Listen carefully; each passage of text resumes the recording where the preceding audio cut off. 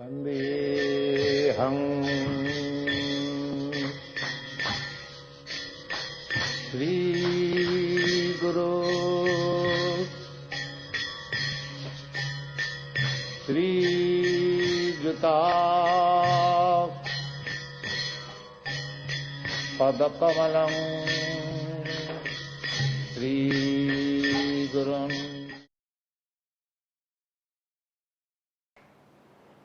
Mantra Guru a joto Shikha Gurugan ta charane age koriya bandhan Vande aham Shri Guru Shri Juta Pada Kamalam Shri Gurun Vaishnavangscha Shri Rupam Shagara Jatam Sahagana Raganatam Maitang Dangsha Jivam Sadaitam Savadutam Parijana Shaitam Krishna Chaitanya Devam Sri Radha Krishna Padan Sahagana Lalita Shivi Shakangitamscha Om Agyana Timanandasya Gyana Jana Shalakaya Chukshush Unmanitang Yena Tasma Sri Gurave Namaha Nama Om Vishnu Paraya Krishna Prasthaya Bhutare Srimati Bhakti Vedanta Swami Namane Namaste Saraswati Devi Gaudavani Pracharane Nirvishesha Shunnavari Paschatadeshta.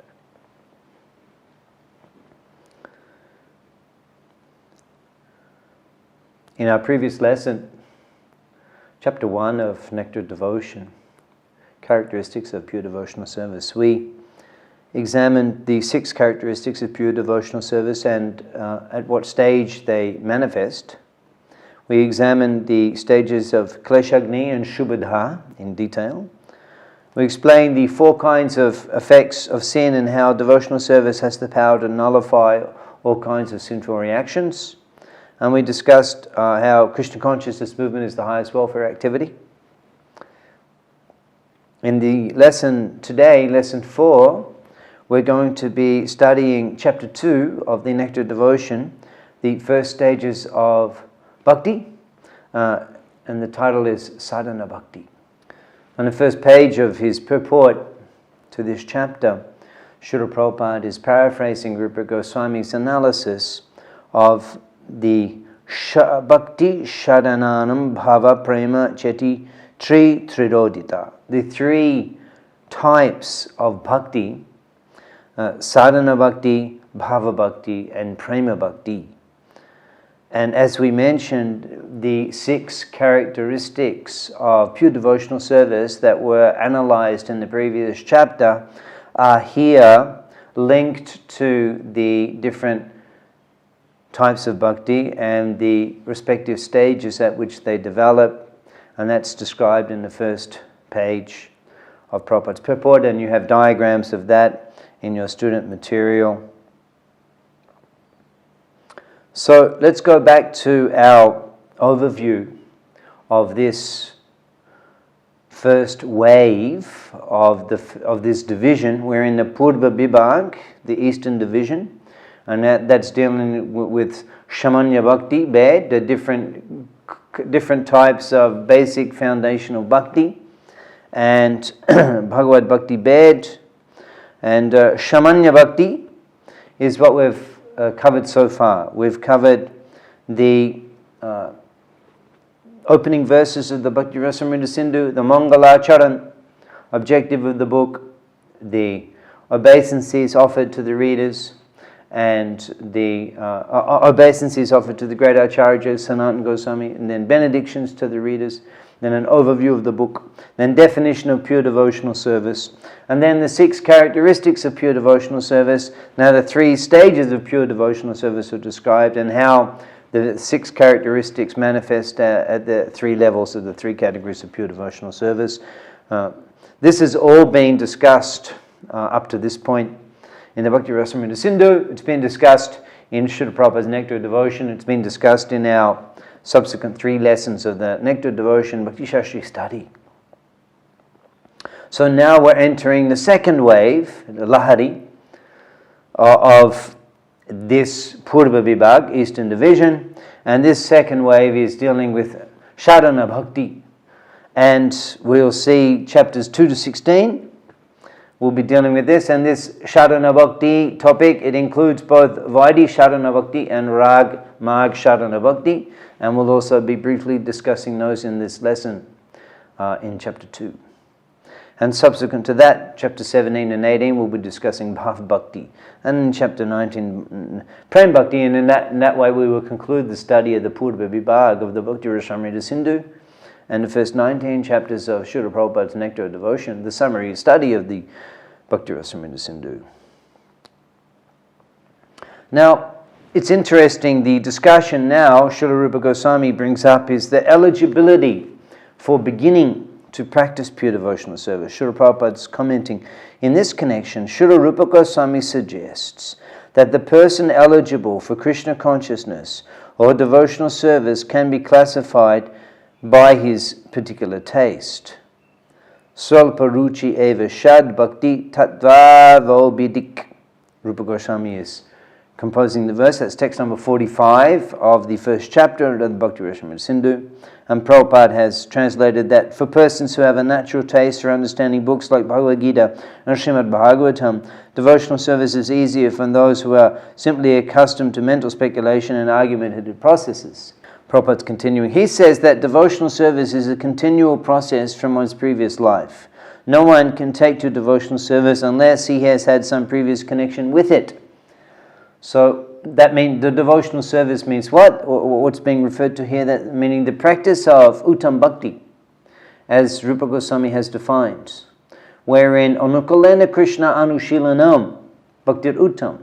Uttam Bhakti, or pure Bhakti, or first class Bhakti, it means Anukulena, favorable, things that are favorable and are performed with the intention to please, Anukulena Krishna, and that means towards Krishna or any Vishnu Tattva manifestations, or Vaishnav, or other Vishnu Tadiya, Ganga, Tulasi, Bhagavatam, all of these things. If one comes in contact with in any way the Vigraha, the Prasad, the Nam, Sravan, in any way one performs bhakti, as herein described, to any of these Vishnu Tattva manifestations, then on the basis of that, one is thus purified and eligible for performing more bhakti. So therefore, Rupa Goswami is explaining that no one can take the devotional service unless he has had some previous connection with it. Now this is very interesting, how Srila Prabhupada further explores this topic, and what he mentions, and particularly interesting in relation to our eligibility to perform devotional service. Are we inferring here by Prabhupada's comment and Rupa Goswami's analysis that one must have practiced devotional service in one's previous life to be able to again be performing devotional service in this life? Are we assuming that we're all coming from pious backgrounds? Based on this statement, we could make such an assumption. However, therefore, that would somewhat minimize the mercy of Srila Prabhupada and the mercy of Chaitanya Mahaprabhu and Mahaprabhu's particular avatar, the Param Karuna avatar, Kevala Ananda Khanda. His path is simply full of bliss, and the Ishikanir Shabnadi Fichin Neche Gornita, he's preaching indiscriminately Radha Krishna Bal Deshabai. And he's simply distributing prema, love of Godhead, through the holy name indiscriminately. So that could follow, that prema may be achieved by anyone. Patra bicha nahe, without discrimination of their eligibility or ineligibility. Ashtan, the time or the place. Jai jaha pa'aitaha kore prem dhan. Whoever they randomly came across, the members of the Panchatattva, they bestowed upon them prem dhan, the treasure of love, through allowing them to hear and chant the holy name. This is the Sankirtan movement. So Prabhupada, he goes on to explain that even if there is no continuity, but if by chance a person takes interest in a pure devotee's instruction, it's an amazing statement, a very profound statement, in a very, we could say, casual way, in a very modest way. Prabhupada is describing the major contribution that he has personally made by making himself available through his instruction and making his instruction available and thus making association with a pure devotee available, and thus making eligibility to perform devotional service freely available for all of humanity. Prabhupada has done that. And he's inferring that in his very modest statement here, that if only by chance a person takes interest in a pure devotee's instruction, he can be accepted and can advance in devotional service. So Prabhupada, by making his instructions so easily available through his books and the distribution of his books, the Sankirtan movement, which is so much in the line with the order of his guru and the order of Mahaprabhu, that Mahaprabhu received from Ishvara Puri, Nache Gao Bhakti Shange Koro Sankirtan, Krishna Nama Upadeshi Tara Sharavajan. The Krishna Nama Upadesh, the science of Krishna consciousness, Tara Shara, you have to instruct Tara Sharavajan, all humanity in the science of Krishna consciousness. Mahaprabhu to Nityananda Prabhu and Haridas Thakur, Shunu Shunu Nityananda Shunu Haridas, Shavatra Amaragai Koroho Prakash. In every place, Sava Amaragai, my teachings, my movement of the Sankirtan movement, Koroho Prakash, you should manifest that, you should project that, you should advertise that, you should reveal that. So Prabhupada, directly in the line of these great acharyas and Mahaprabhu himself, he's making his instructions so easily available through the distribution of the transcendental literature, and in that way, any person can randomly take interest. And we see so many examples of people who take interest in Krishna consciousness and have awoken their interest in reviving their eternal identity just by receiving Srila Prabhupada's books and awakening. Shravanadi Shuddha Chitte Kuraya Udoy, as Mahaprabhu instructed to Sanatana Goswami, that there's an awakening, the Udoy, there's an awakening of the feelings of love of Godhead, Shravanadi, as a result of deep hearing of Krishna Katha. Shravanadi Shuddha Chitte purifies the heart. Kuraya Udoy, and in that purified heart there is a natural awakening of genuine feelings of love for Krishna.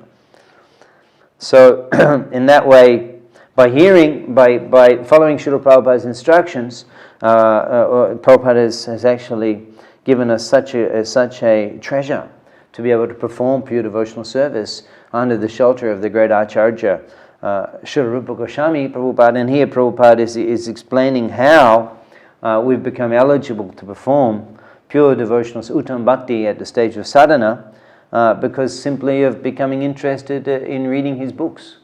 And in that way, being purified, and in that way we're eligible to perform. So this is Acharya. As Prabhupada explains in his purport to this chapter of the Nectar of Devotion, that it is the duty of the Acharya, the spiritual master, to find the ways and means for his disciple to fix his mind on Krishna.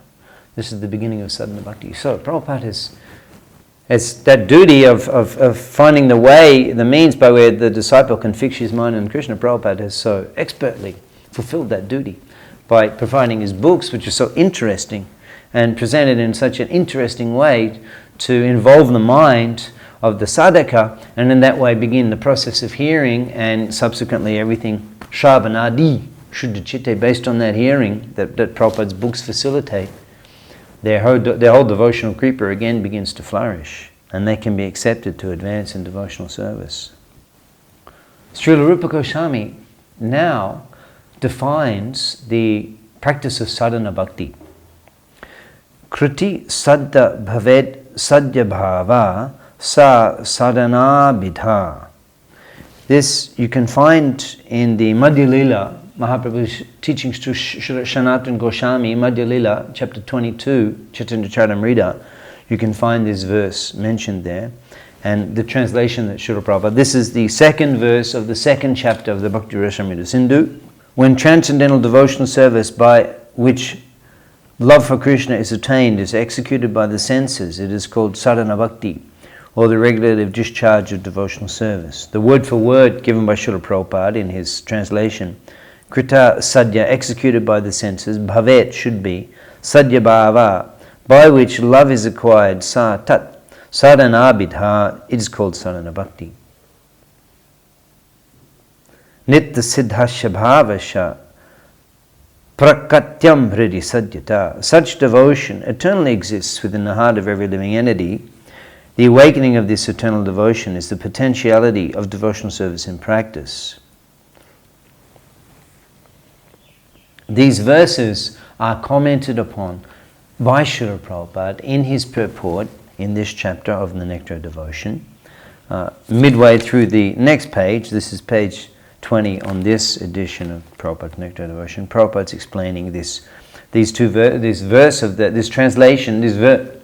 In the middle of the page, Srila Prabhupada's commenting that practice means employing both the mind and the senses in practical devotional service.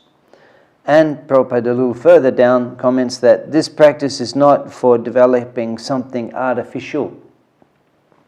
So if we look back at the definition of Rupa Goswami, Nitya Siddhasya Bhavasya is translated that such devotion eternally exists within the heart of the living entity. So Prabhupada is commenting here that this practice is not for developing something artificial.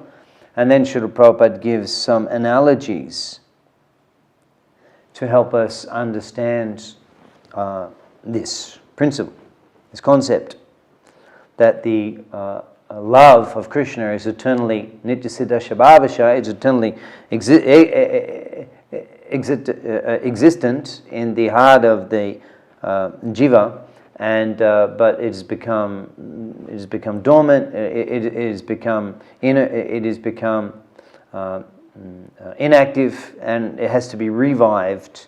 And the revival process is sadhana bhakti. Prabhupada is giving an example. For example, the child learns to or practices to walk. This walking is not unnatural. The walking capacity is there originally in the child. And simply by a little practice, he walks very, very nicely. So you can see when a child is beginning to walk, even when they're lying on their back, they're kicking their legs, the natural propensity to walk is already innate. It is programmed into the consciousness, the mind of that child, and already and just a little bit of support. It's not that you have to teach the child. Just by a little support, the natural capacity once again manifests. So Prabhupada is saying that loving Krishna is like that.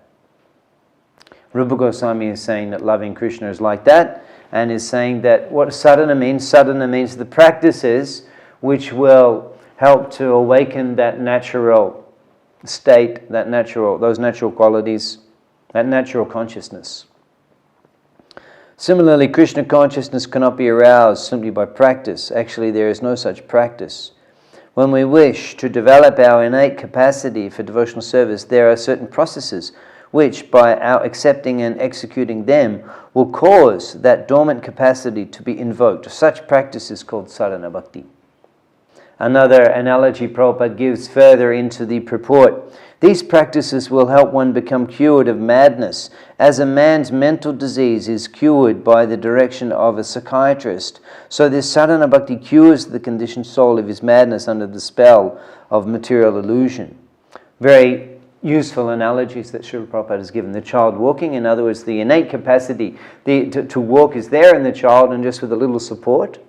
And so sadhana bhakti does that by providing sadhu sangha, by providing shastra, by providing such inspirational role models upon which the devotee can aspire to become like, and in this way develop our original innate qualities to love Krishna by seeing exemplary devotees through sadhu sangha.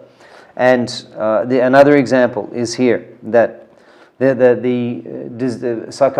physician gives the prescription, and this prescription will help to change the behavior in sadhana bhakti. The prescribed rules and regulations, they'll change the behavior of the sadhaka, and in that way, as a result of curing his materialistic behavior and reprogramming the way that sadhaka behaves, that sadhaka naturally will begin to advance in spiritual life.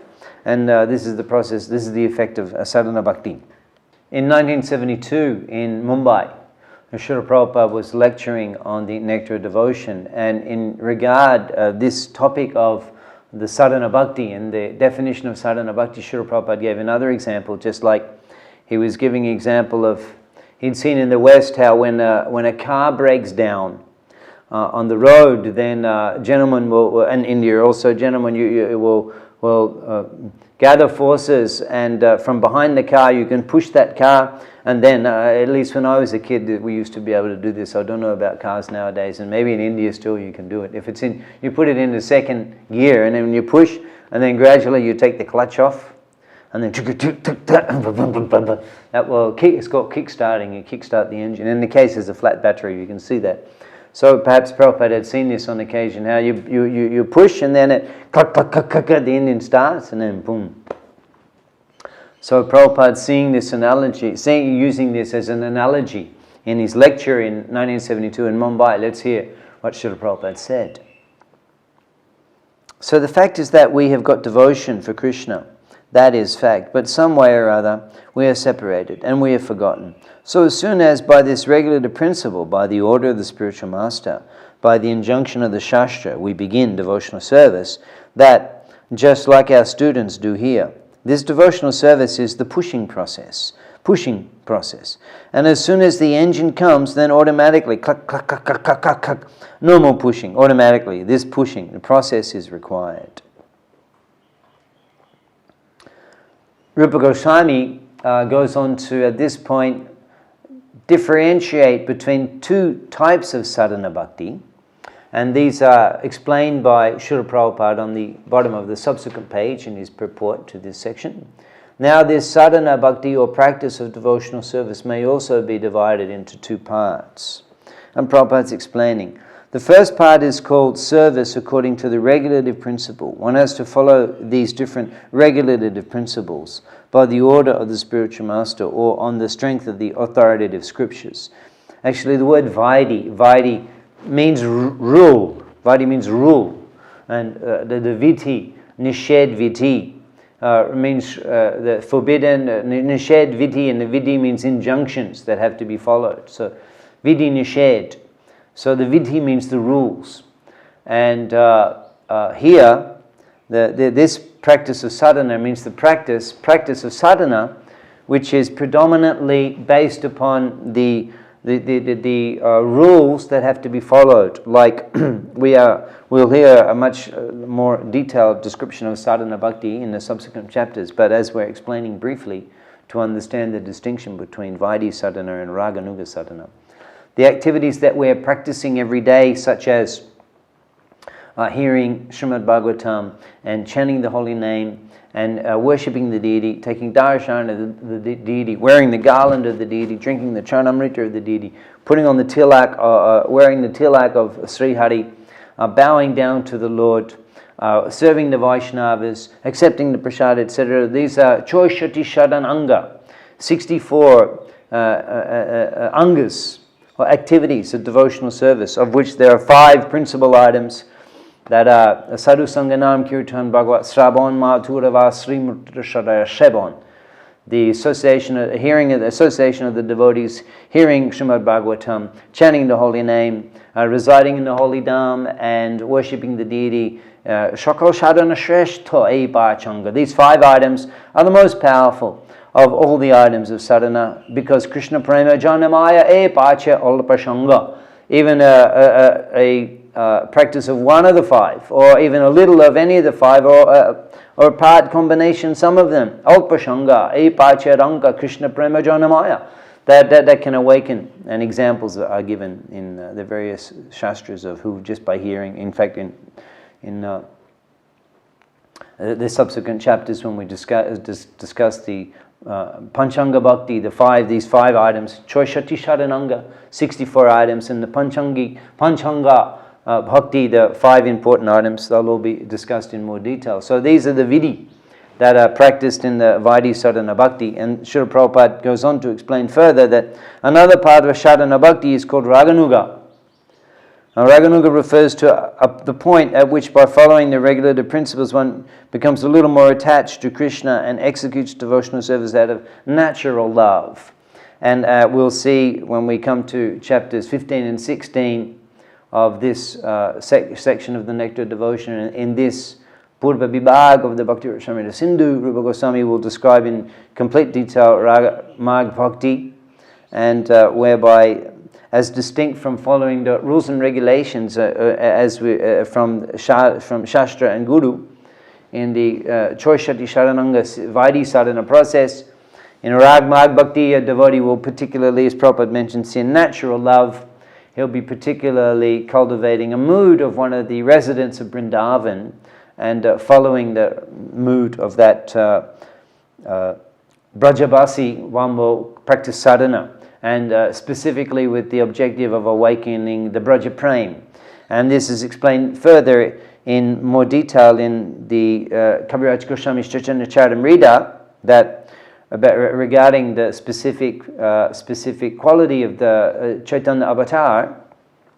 In chapter 4 of the Adi Lila, Kaviraj Goswami is explaining that Rag Marg Bhakti Loke Korite Purachar, the Lord appeared to propagate devotional service in the world on the platform of spontaneous attraction. That's Rag Marg Bhakti. What Srila Prabhupada is referring to here is natural love.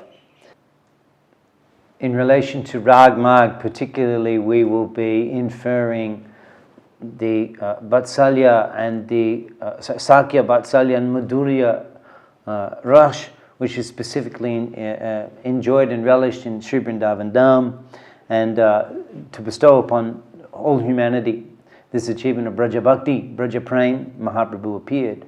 So we will see that when we study the Rag Marg Bhakti that Rupa Goswami has taught us in the Bhakti Rasamrita Sindhu, we'll see that in ISKCON, in our daily program of Sadhana Bhakti, where we're hearing, like for example, prayers to Tulasi in the morning. Ei nivedana kuru, shokir anugata kuru, sheva arikaradi kuru nitra dashi. We're praying to Tulasi Rani that Ei nivedan kuru, you accept my request. Shokir anugata kuru, shokir anugata. You please make me a follower of the Shakirs. Mora e Abhilash, Bilash kunjeti ovash, noyane hiri rosha, jugula. And to be able to see in Vrindavan the Jugala Rupi, Jugala Kishore, Priti. This is the desire that we're requesting Tulasi Radharani, we're praying. This is Rag Marg Bhakti that we are cultivating in our sadhana practices in a daily program in ISKCON. So, unless we should understand these practices and how they're authorized by the Rasha Acharya Srila Rupa Goswami, as we are receiving through the divine words of His Divine Grace A.C. Bhaktivedanta Swami, ISKCON founder Acharya and Shikha Guru for generations to come. Srila Prabhupada ki. So now, specifically, Srila Rupa Goswami will describe the definition of Vaidhi Sadhana Bhakti, and Srila Prabhupada is explaining that in his purports. When there is no attachment or spontaneous loving service to the Lord, and one is engaged in the service of the Lord simply out of the obedience to the order of the spiritual master or in pursuance of the scriptures, such obligatory service is called Vaidhi Bhakti. So the two sources of the Vaidhi, of the rules, that the Vaidhi sadhaka follows are the Shastravithi, the rules of the Shastra, and the Guru Vani, the order of the spiritual master. These have to be followed absolutely, very strictly by the serious sadhaka. And this is Vaidhi sadhana. Prabhupada, Rupa Goswami actually is quoting from the Padma Purana to conclude what is the actual essence of the practice of sadhana. Smartabhyam satatam Vishnu, Vishmatabna najatu chit. Somehow or other, always think of Vishnu without forgetting him under any circumstances. Vishmatabna najatu chit. This is the basic of all regulative principles. Within this simple order and prohibition, all regulative principles are found complete. Sarvaviti nishedayor itayo evakinkara. All the rules and all the sarvaviti nished, all of the rules and all of the avoidances that have to be maintained, sarvaviti nished, Eshur itayo evakinkara, are servants of this one principle, which is that we should always remember Krishna and never forget him. So if this is followed, Prabhupada's translating, if this injunction is followed, that means that if one is remembering Krishna all the time, that means that he's following all the rules and regulations. Because the purpose of all the rules and regulations is to keep you in Krishna consciousness. It's not simply a matter of following the rules and regulations and ticking off the box. It's actually a matter of being absorbed in Krishna. And if one is absorbed in Krishna, then it should be understood that one is, this is because that means the mind, the definition of sadhana means that the mind and the senses should be absorbed in the transcendental activities of Krishna. And what those activities are will be listed very detailed. So if one is absorbed in any of the activities of sadhana, and in that way he's remembering Krishna, then this is the sadhana practice. This is what sadhana practice is all about. Taking some of these guidelines and practicing them and absorbing one's mind in Krishna. This is what it's not simply about like, here's all these rules and I've got to start following this, following that, doing that, and hopefully I tick them all off on one day. One day it's like I've ticked so many times that like I'll just get the golden tick award. No, now get some things, some of these items, and practice them. Absorb your mind.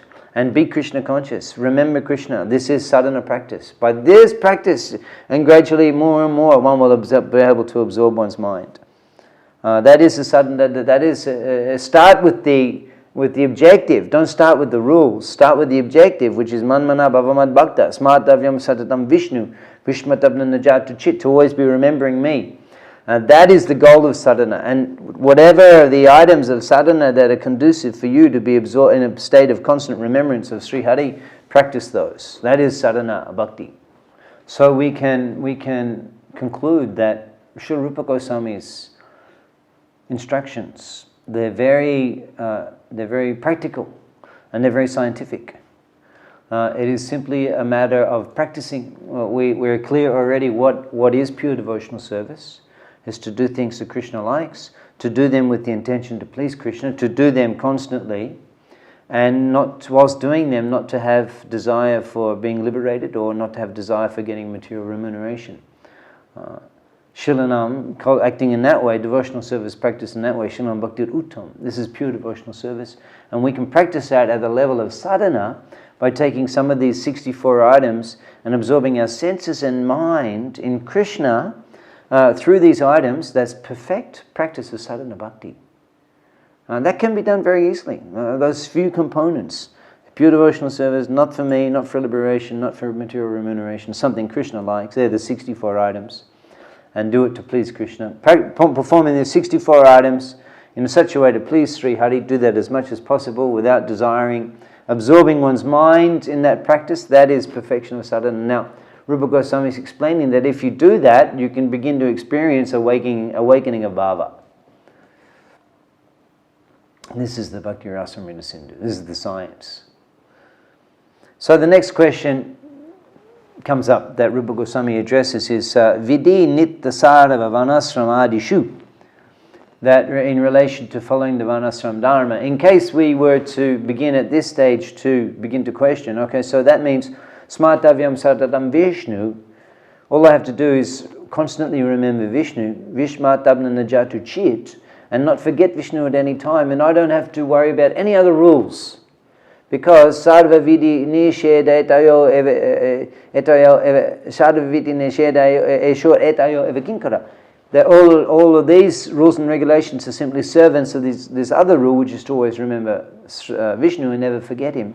So therefore, I don't have to do any other rules in social or religious life.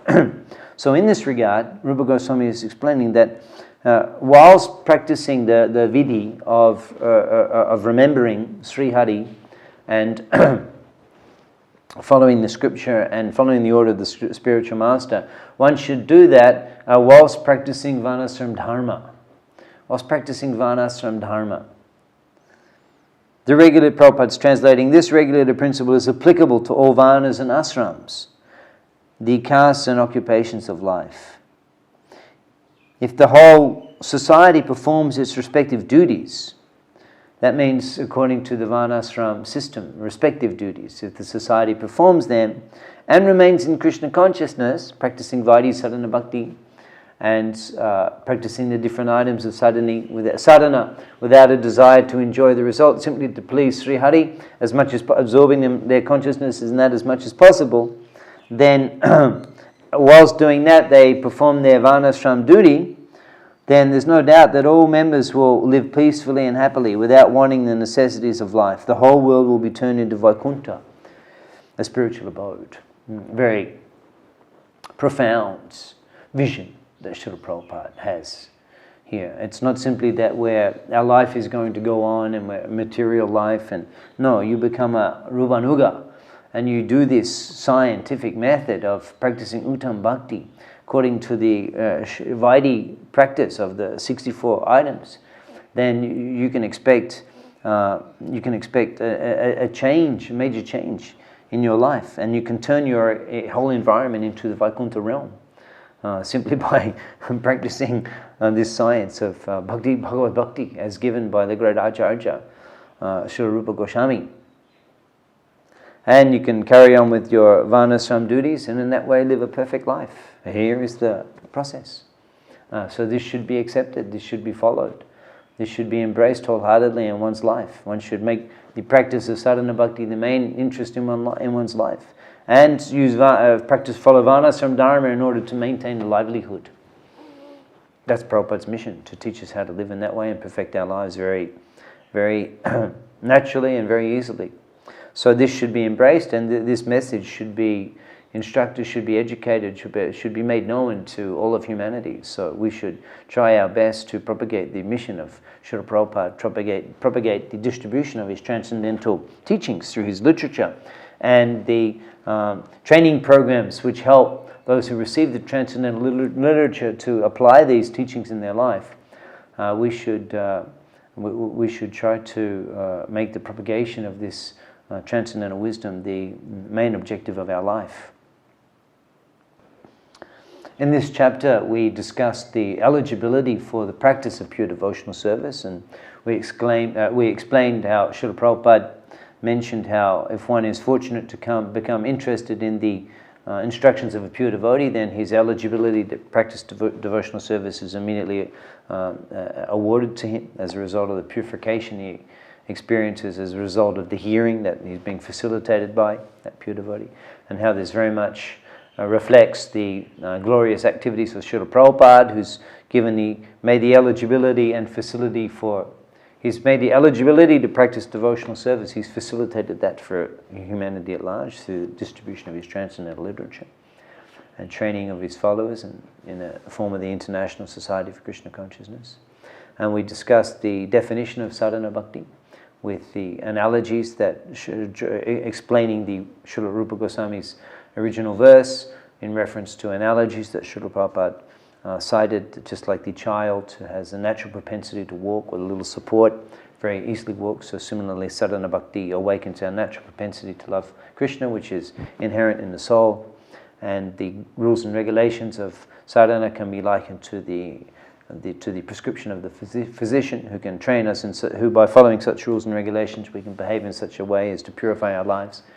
And thus, Sravanadi Shuddha Chitte Kuraya Udaya, in a purified heart, Shuddha Chitte Kuraya Udaya, those natural awakening the natural awakening of Bhav Bhakti can be facilitated because the heart is purified of contamination. And we discussed how the practice of bhakti, the practice of sadhana bhakti can be performed by any ashram, and how by practicing sadhana bhakti and performing varna ashram dharma, a gentleman can very quickly create the atmosphere of Vaikuntha in their life, and therefore we should embrace these teachings of Rupa Goswami and carry on with our livelihood, and in that way perfect our lives, and we should preach this message of Krishna consciousness to as many people as possible. Now let's conclude this lesson with this comment from Srila Prabhupada. Therefore, the Krishna consciousness movement is intended to set the whole of human society in proper condition, so that everyone will be happy and take profit from developing Krishna consciousness. Srila Prabhupada ki